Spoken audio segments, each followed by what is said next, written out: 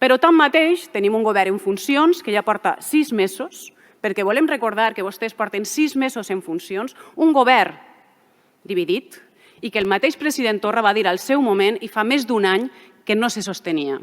Han passat 40 dies, que també es diu ràpid, es diu aviat, després de les eleccions del 14 de febrer.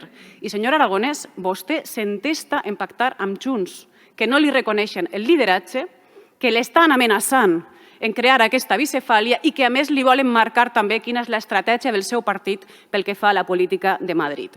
Alguns opinadors deien aquest cap de setmana, i jo crec que era una fórmula encertada, parlaven del chicken game entre Esquerra i Junts. Una vegada més, a veure qui atura el cotxe fins al final abans de caure pel penya-segat.